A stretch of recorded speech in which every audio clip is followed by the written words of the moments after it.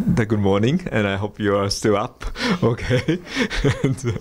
So yeah, but I just maybe my talk would be follow up with the Imam Ibrahim said about some experience, because experience change, sometimes change a lot of things, and so like we talk about misconceptions and so forth, but when we really meet people and then go there, actually then change.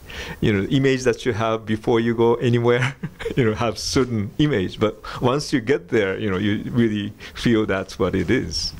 That's kind of my experience, I guess. Even coming from Japan to here, that's a different thing, right? And also I went to another thing is like India, that when I first time went to India, it was a very different experience that I was thinking about.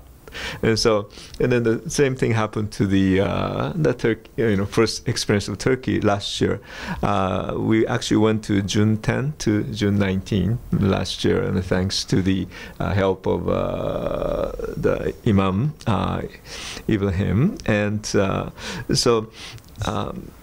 here, just first of all, I wanted to share the experience part, and then if I have time, I would just share a little more about misconceptions and so forth that I have. But first of all, we have 6 people went together with a different tradition. Well, maybe I just say the name of the people who are there.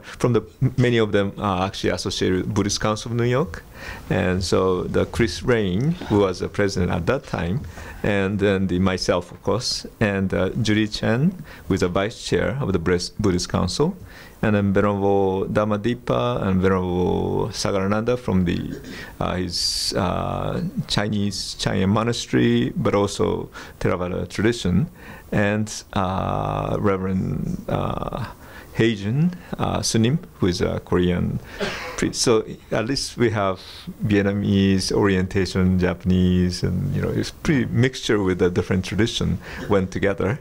And so none of us been to the Islamic country before, so expectation was a little different. As soon as maybe when we get to the airport, strictly, well, I don't know what they're gonna have the image. So we have no idea, but actually the experience was pretty welcoming. People welcome us, and everywhere we went, we little people come to take photos of us everywhere. So it was kind of very different image. That first of all, and then we know that those news are happening in Burma or in Myanmar, the Buddhists and so forth. So they have probably more those things, but somehow we don't have much of feel that way, but rather it's kind of very welcome. But at the same time, my first feeling was very interesting for me to be in Istanbul, the kind of a serenity. When you hear the chant there, sometimes you hear the chant every time or lunchtime and so forth, then it makes kind of a sense of serenity and with respect, and it just the religion is there as the kind of one of the main focus of the life, and which was very wonderful, I thought, actually. And then instead of an image that I have, sorry, but a little violence was, but then actually more peaceful than anything, and people are very kind. We actually visited some home people's house, and then they invited the Buddhist family, Buddhist people to their own house, and then treat with nice meals, and then at their own house.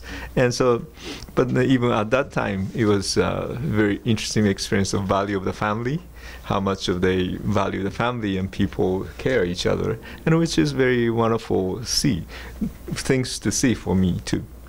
And all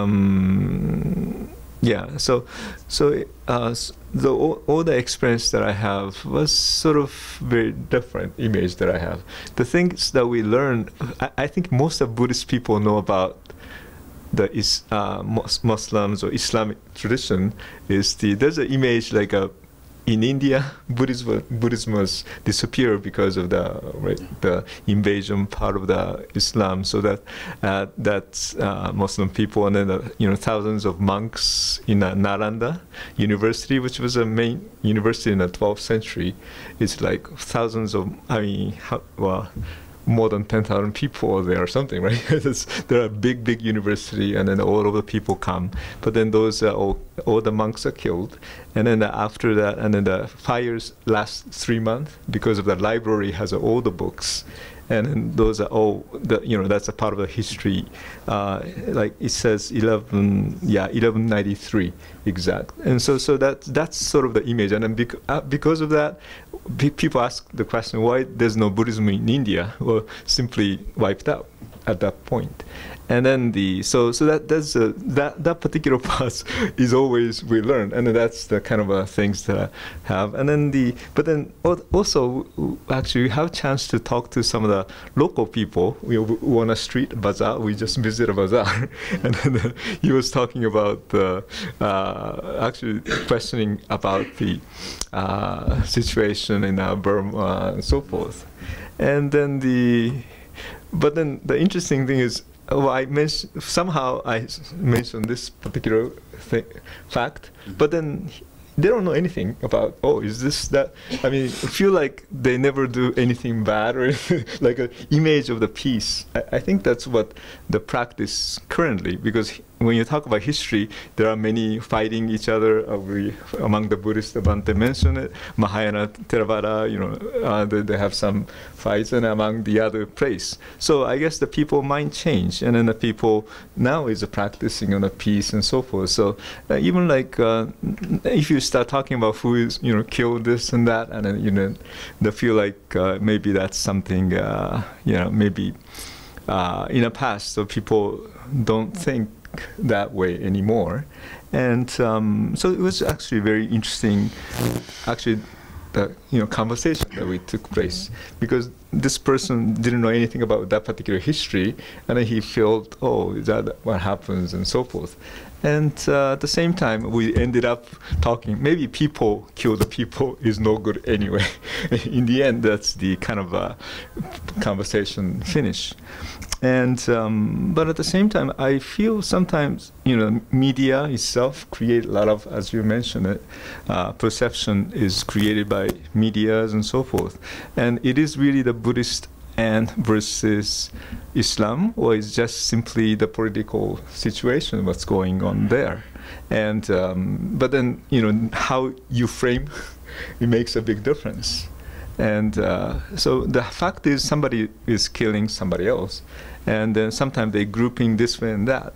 And so I mean, even part of the Buddhist practice, so we have the part of the do not kill and do not let others kill, and so it is definitely the part of the practice. And so so anyway, so that's some experience that I have in Turkey. But then one more thing is at the radio, you mentioned on TV and so forth. So after we have TV things, and then we just visited different place, and then the Turkish people say, I saw you on TV. And so that was also another, even after that we talk about a little bit of situation of how Buddhists and so forth. So it's just again instead of talking about in the past and so forth, maybe what we can do now probably is one thing that we can work together and create better society, and then a peaceful society anyway. So that's the part that I feel importance. And I realize my time is up too. You are the boss, so you don't so you're holding the time. So. But anyway, so thank you very much again for this parts of the opportunity. And then so what I would like to do is, shall we ask some people from the audience if you have any questions at this point, since we have, yes.